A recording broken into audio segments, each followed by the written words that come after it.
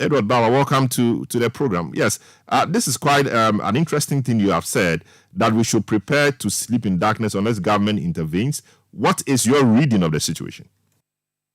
Thank you very much, Salom. And first and foremost, let me congratulate you for what you are doing in the voter downstream in terms of the support.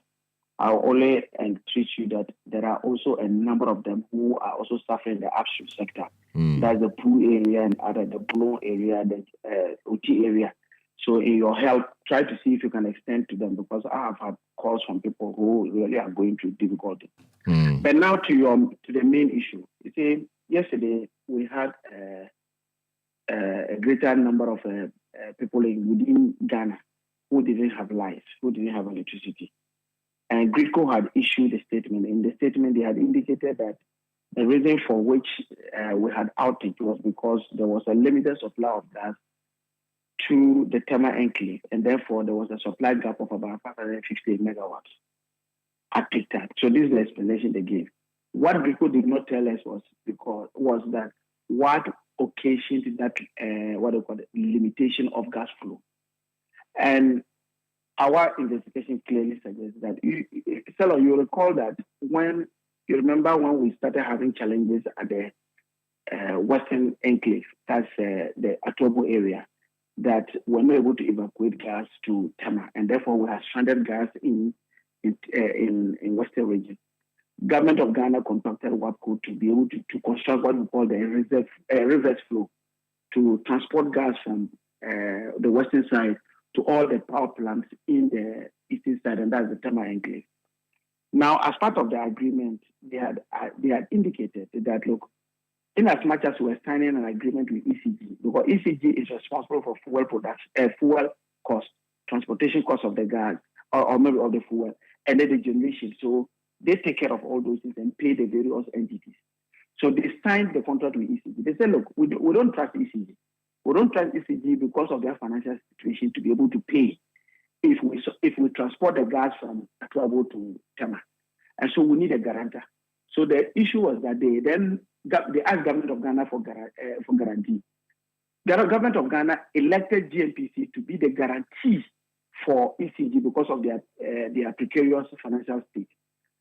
So that if they transport the gas to Tema and ECG is not able to pay, the GNPC will then step in as a guarantor to handle the thing. Now, since the beginning of the year, they've been transporting this gas. And anytime they invoice ECG does not pay. So WAPCO then wrote a letter to GNPC, telling GNPC that, look, we have been invoicing you guys and you are not paying.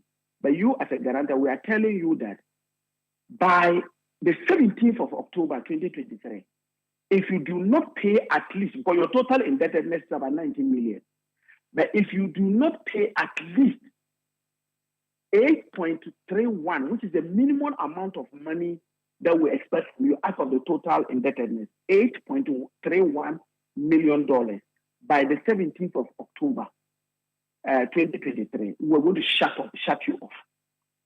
So GNPC initially paid $2 million because they are just guaranteed, but they are not supposed to harbor their liability. So theirs is more of a contingent liability that they will have, but the primary liability is on ECG. They wrote series of letters to ECG, asking ECG that, look, if you can't even pay this, the remaining 17 million that is there, at least pay the $8.31 million. That will let them still have the gas flow. ECG did not pay. So as at yesterday, WAPCO decided to carry on or to implement their threat of shutting down the system. And that was why we had that problem. We had the outages. And from all indications, until government pays or gives them some level of comfort or something like that, depending on what arrangement, we are going to go through the same problem. I see. So as we speak, their system is still shut to us, but perhaps because we've not reached peak levels, we are able to contain it. Is that the situation? Yeah, so peak level generally in Ghana is between 6 p.m. thereabout to around 11 p.m. So we will see between 6 p.m. and 11 p.m. what government has done. But for me, it will be a mark of irresponsibility that after realizing that, WAPCO has carried on their threat of shutting their pipeline that government will sit down for about 24 hours and will not approach WAPCO for an arrangement. But if we see that today we still have issues of outages as a result of supply deficit, it is because we have not paid our bills.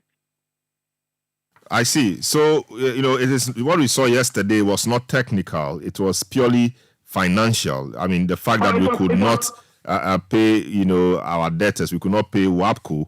And so, WAPCO had to carry out its threats of shutting the system to us. Oh, basically, that was it. And you see, I need to draw your attention to something. This particular one is just a symptom of a bigger picture.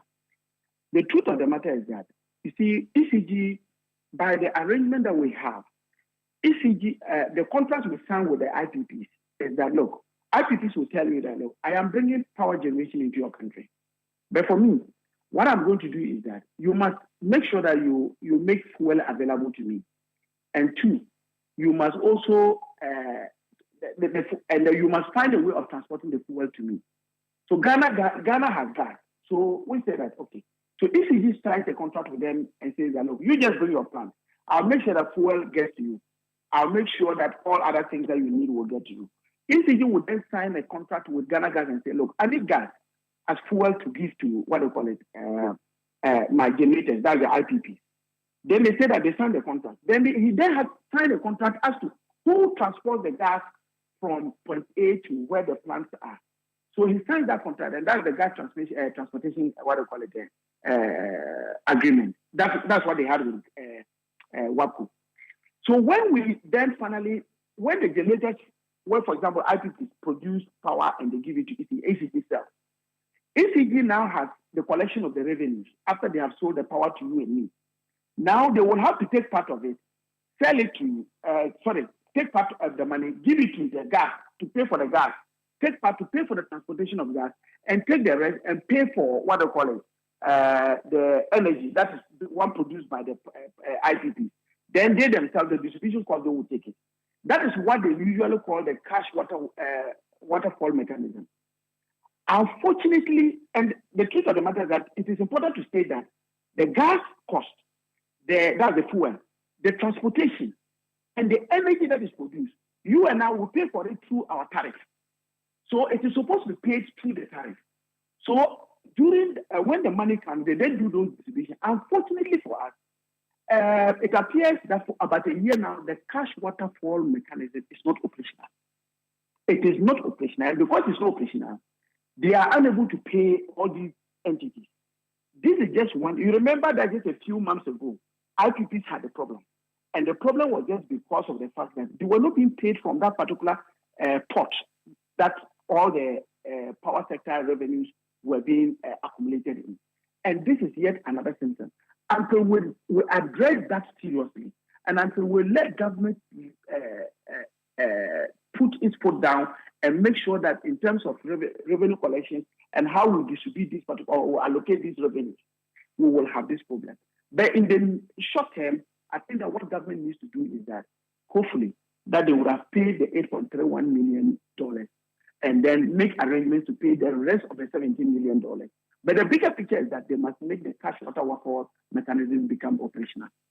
I see. Well, we are almost in the peak season for the day, so we wait to see what the result will be, whether government or whether the lights will go off again. And if you live in any part of the country where you do not have light or power, let us know. Already, we've seen some messages.